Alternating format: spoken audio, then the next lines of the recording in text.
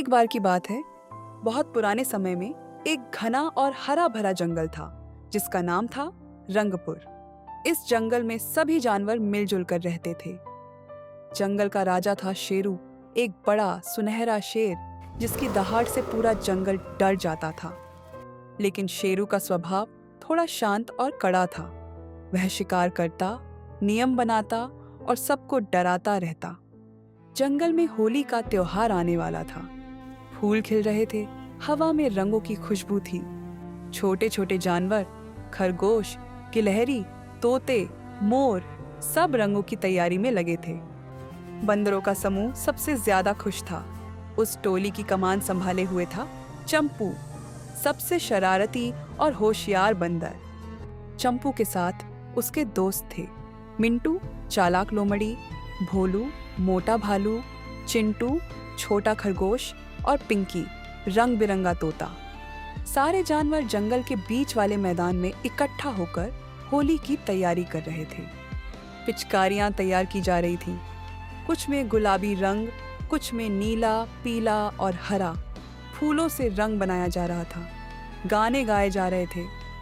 अरे खेलो कूदो, आज रंगों की होली है। लेकिन शेरू को यह सब पसंद नहीं आ रहा था।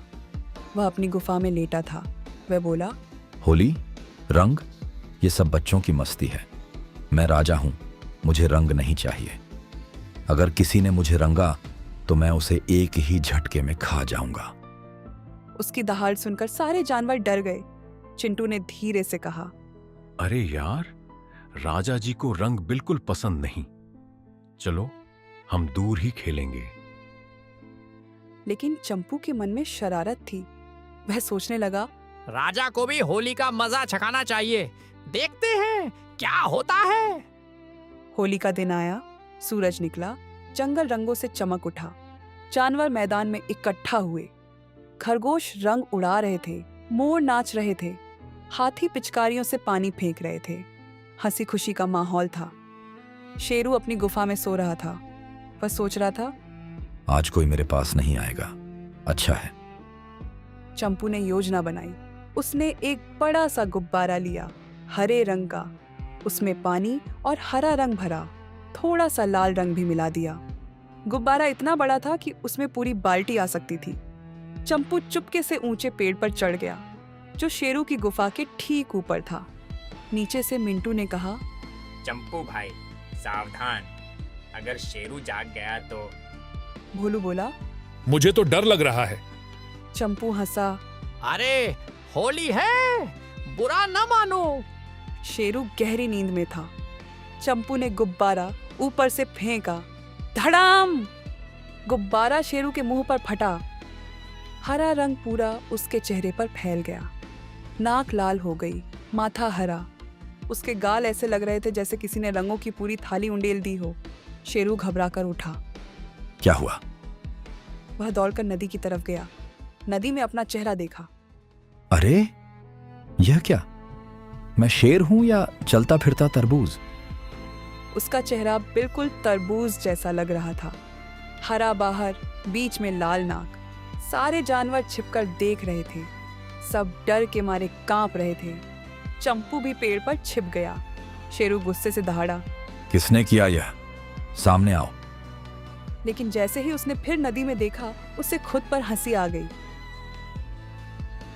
राजा शेरू तरबूज बन गया। उसकी हंसी इतनी तेज थी कि पूरा जंगल गूंज उठा। जानवर हैरान थे। शेरू हंसते हंसते जमीन पर लोटपोट हो गया। अरे वाह, होली में तो शेर भी तरबूज बन जाता है। चंपू कहाँ छिपा है? आजा। चंपू डरते डरते नीचे आया।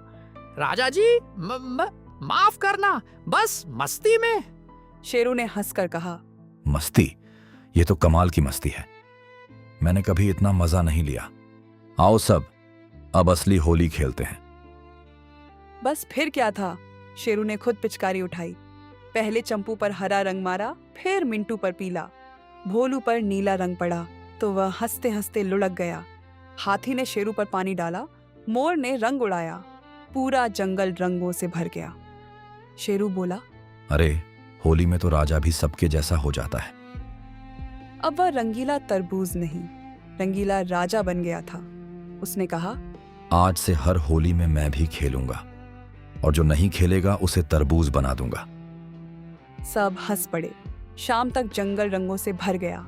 रात को जब सब थक कर बैठे तो शेरू ने चंपू को पास बुलाया। चंपू, आज मैंने सीखा कि कभी कभी सख्ती छोड़कर मस्ती करनी चाहिए। होली का मतलब है रंगों से नहीं, दिल से खेलना। और उस दिन से रंगपुर जंगल में हर साल होली और भी धूमधाम से मनाई जाने लगी। सीख, त्योहार हमें एक दूसरे के करीब लाते हैं